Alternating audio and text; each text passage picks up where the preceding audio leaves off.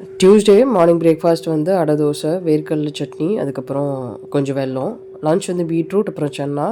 Night வந்து சாம்பார் அப்படியே இருந்துச்சு மதியானம் வச்சுது. ஸோ சப்பாத்தி மட்டும் பண்ணிட்டேன். மார்னிங் எழுந்தோடனே ஃபஸ்ட்டு கொஞ்சம் சன்னா ஊற வச்சுதான் கொஞ்சம் சால்ட் சேர்த்துட்டு தண்ணி ஊற்றி வேக வச்சு எடுத்துக்கிட்டேன்.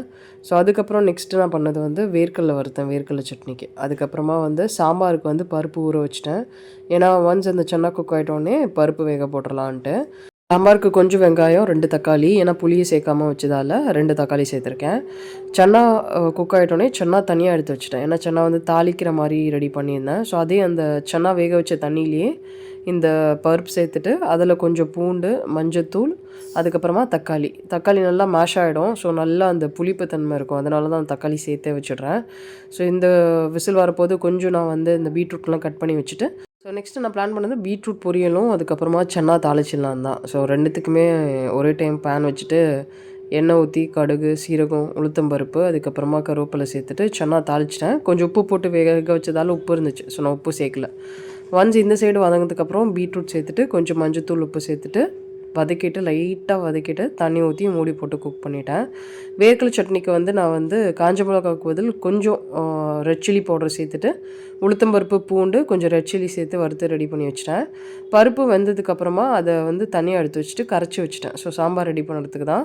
சாம்பார் ரெடி பண்ணுறதுக்கு ஃபஸ்ட்டு எண்ணெயில் கடுகு, சீரகம், அதுக்கப்புறம் உளுத்தம்பருப்பு, கொஞ்சோண்டு வெந்தயம், நெக்ஸ்ட்டு வெங்காயம் சேர்த்துட்டு நல்லா வதங்கினதுக்கப்புறமா நான் கட் பண்ணி வச்சுருக்க கத்திரிக்காய் எல்லாமே சேர்த்துட்டேன். இதுக்கப்புறம் குழம்புத்தூள் 2 ஸ்பூன் சேர்த்துருக்கேன். இது காரம் கம்மியாக இருக்கும் ஏன்னா குண்டு மிளகா சேர்த்ததால். அதுக்கப்புறம் தனியாத்தூள் ஒரு வாட்டி எல்லாத்தையும் மிக்ஸ் பண்ணிவிட்டு கொஞ்சோண்டு தண்ணி சேர்த்துட்டேன். இல்லாட்டா மசாலா சேர்க்கும் போது அடி பிடிச்சிட்டோம். அதுக்கப்புறம் வேக வச்ச பருப்பு, பூண்டு, தக்காளி மட்டும் சேர்த்து வேக வச்ச பருப்பு, அதுக்கப்புறம் தண்ணி. இதுக்கப்புறம் புளியெலாம் நான் சேர்க்கல. ஸோ தண்ணி, உப்பு, அப்புறம் மூடி போட்டு நம்ம கொதிக்க வச்சுக்கலாம். மாங்காய் போடுறோன்னா ஒரு 3 மினிட்ஸ் பிஃபோர் மாங்காய் போட்டால் கரெக்டாக இருக்கும்.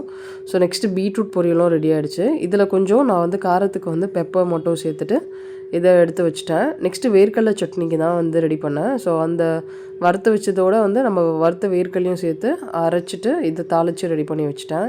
ஸோ நான் ஏற்கனவே வந்து அடை தோசைக்கு மாவு ரெடி பண்ணி வச்சுருந்தேன். ஸோ அது வந்து ஒரு வாட்டி நல்லா மிக்ஸ் பண்ணிவிட்டு இதில் வந்து நான் வந்து எந்த சில்லியும் போட்டு அரைக்கலை. ஸோ அதனால் வந்து கொஞ்சம் பெருங்காயமும் அதுக்கப்புறமா காஷ்மீரி சில்லி பவுடர் சேர்த்து மிக்ஸ் பண்ணி வச்சுட்டேன். சாம்பார் நல்லா கொதிச்சோடனே ஒரு 3 மினிட்ஸ் பிஃபோர் வந்து இதில் வந்து நான் மாங்காய் சேர்த்துட்டேன். ஸோ சாம்பார் கொதிச்சிட்ருக்க போது அடை தோசையும் ஊற்றி வச்சுட்டு நல்லா கொதிச்சிச்சு சாம்பார். ஸோ ஃபைனலாக வந்து இதில் வந்து நான் கொஞ்சம் கொத்தமல்லி, அதுக்கப்புறம் வந்து ஃபைனலாக வந்து பெருங்காயம் மட்டும் சேர்த்துட்டேன். அவ்வளோதான் சாம்பார். ரொம்ப நல்லாயிருக்கும். இதில் வந்து புளியே இல்லைனாலும் புளி போட்ட மாதிரியே ரொம்ப நல்லாயிருக்கும். அடை தோசைக்கு வந்து நான் வந்து மார்னிங் பிரேக்ஃபாஸ்ட்டுக்கு அடை தோசை, வேர்க்கடலை சட்னி அரைச்சி வச்சுருந்தேன். அதுக்கப்புறமா வந்து கொஞ்சோண்டு வெல்லம் கொடுத்துருந்தேன். ஸோ இதுதான் மார்னிங் பிரேக்ஃபாஸ்ட்.